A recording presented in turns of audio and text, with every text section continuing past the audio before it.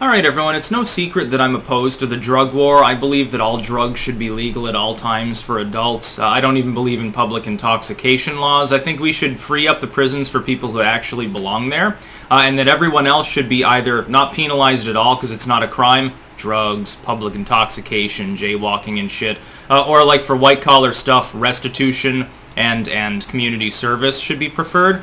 So I think there should be like maybe a quarter as many people in prison as there are now, and everyone else, put them in the drunk tank if you really need to. They're like disorderly, and then let them go. Yeah, give them a $50 fine or some shit just to pay for the time and the cup of coffee they got in the morning. Really expensive coffee in a prison. It's worse than Starbucks, probably. But the drug wars propaganda, I had to make a video about this. Link in the description, archived, of course. You want to have your morning chuckle?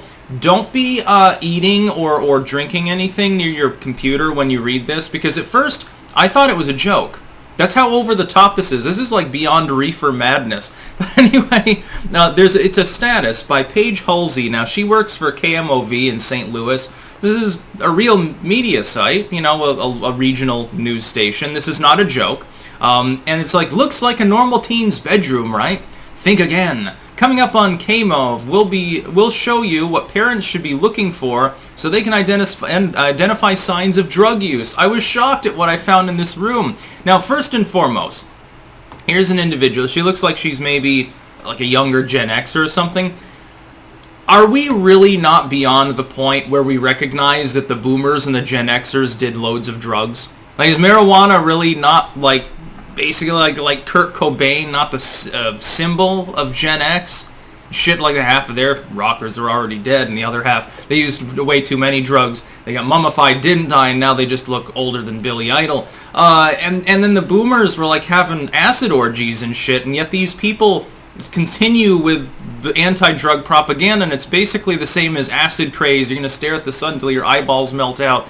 I remember when I was a kid, it was mainly ecstasy and inhalants. I remember the commercial there, and they're like, well, you know, basically the story of a virginal prom queen, very popular girl, very nice and pretty, and everything, would never do anything wrong, and then she took ecstasy at a party, and she just bled out and died on the dance floor. Happens all the time. And then inhalants, basically the idea that your kids were going to take the whipped cream, realize that if they didn't invert it, they could huff the fumes and they could get high, aka starve their brain of oxygen and probably pass out. But I'm sitting here looking at this very stereotypical picture. Now, I actually decided to make a modified version, so it's down there below in the replies, and it's much, much funnier than the original. Like, yeah, the mile 420 sign and the psychedelic poster board don't give it away that this person's probably interested in marijuana. Oh no, and then she goes on, because of course she's getting ratioed in the comments, obviously, and it starts talking about fentanyl, and I'm thinking to myself, okay, 420 is not a fentanyl reference. Marijuana usage does not correlate to using harder drugs. This has been disproven by a million different more enlightened studies from more enlightened nations. What happens is people start smoking the pot to deal with the symptoms of withdrawal from other drugs. What happens is that the person is a crackhead, and when they're not on crack, they're feeling shitty, so they smoke weed. There's another reason alcohol is also correlated. For instance, heroin addicts, they're withdrawing. As long as they stay drunk, the withdrawal symptoms are reduced. Alcohol is commonly used for this purpose. Not necessarily the greatest idea in the world. They should be using kratom, actually, but that's, I think, banned in most places for some odd reason. It's probably because they want people to be pilled up, because then they'll buy more drugs. They'll need to buy more pharmaceuticals. You know, the government really just shifted blame when it came to the drug war. I mean, when it came to the opiate crisis, the government really caused it. With lack of proper oversight, it was easy for the makers of OxyContin to dose people up to the eyeballs. You can't blame the pharma company. They probably believed their own stupidity. This drug war propaganda is just as stupid as that which I saw when I was in high school. Again, I've told the story, but for anyone that didn't hear it the first couple of times, yeah, it tends to be a repeat feature in drug-related videos. There was this one time in the TA part of school. The TA is basically before you actually go to your first class. And unfortunately, I had a rather unpleasant TA teacher, to the point where one of the kids in the class one time walked out and never came back. Like he told him he wouldn't accept it and wanted a different TA. I probably should have done that too, but whatever. That's all right. But anyway, we were handed these pieces of paper, and it was like literal anti-drug propaganda. The whole story was basically about like the classic Timmy and Sally story, where they're both popular kids. They get good grades, they hang out. They would never have sex before marriage, by the way, but they're still dating. They kiss, but that's all. They never do anything else. They're basically boring squares from the middle class. Every suburban parent's lovely child, because they're just so... Billy's such a nice boy. He's got a B+ average and a bright career ahead of him, and he knows how to change a tire. What an upstanding young man.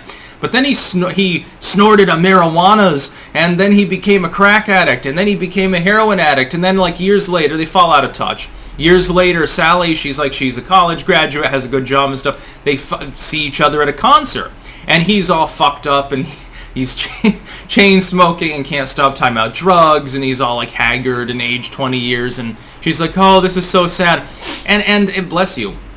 And at the time, I was like, come on, this is propaganda. I told the TA teacher it's bullshit. Because, of course, any reasonable person would know that. I got sent to the office. I'm used to getting punished for being right when the system is wrong, as are many others, which is why I use new tech, because I don't want to have to deal with a shitty TA teacher anymore. But this is even beyond like that. This is beyond, like, I studied so much anti-drug propaganda through the years. Have you ever seen the movie Reefer Madness, for example? Made way, way back. Like, it's a 100-year-old fucking movie almost now. I think it was made in the 30s, if I remember correctly, like the Depression era. It's basically about how if you smoke marijuana, you'll rape your girlfriend, drive your car off the road, shoot somebody, and end up completely, you'll be in jail. You'll be completely nuts, and everything will fall apart. I'm thinking to myself, like, people didn't smoke marijuana and know what it was like. And it was weaker back then, too. But, I mean, the thought that having the Mile 420 sign and a psychedelic poster and reading Catch-22 is evidence of fentanyl usage is horseshit. No, evidence of fentanyl usage is money starts disappearing from mama's purse. Something like that. At that point, you might want to have an intervention, but it's like I'm thinking forward to the future. Like, let's say I have a kid or something, and I find that they smoked marijuana. Am I going to freak out? No, I would freak out more if I found beer in their room. In all honesty, I'd be like, okay, why don't you use marijuana instead of beer? That way you probably won't fuck up your liver. You won't gain a bunch of weight and end up all bloated or something like that. I'd be angrier if I found cigarettes than marijuana. I'd be angrier at almost any other substance, really. Except for certain psychs, and I would know the signs too, because I used all the cool herbal ones that in many cases are legal. So if I find packets of morning glory seeds all over the floor and a bunch of Amanita pictures, I'll be like, oh, have you been reading Arrowhead lately? But this is horseshit.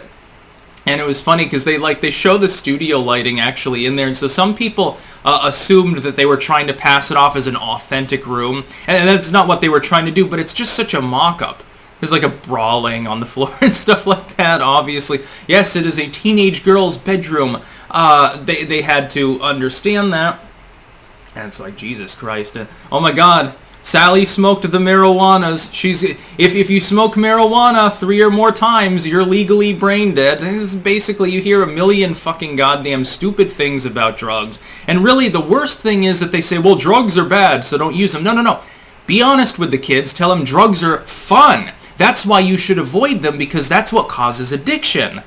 Nobody smokes crack and says, oh man, that sucks so bad. Here, I need another pipeful. There's a reason why it's addictive, dude.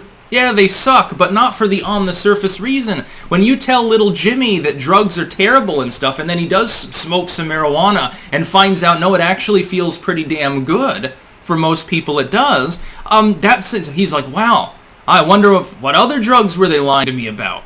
And then, of course, little Jimmy may be tempted to try something else. Although, again, that correlation actually works in reverse. Most likely he already tried cocaine, and then he decided to take the edge off of his withdrawal symptoms. So let's be honest and live in, the current century and millennium, instead of pretending it's the goddamn 70s again or something. That's about all. Peace out.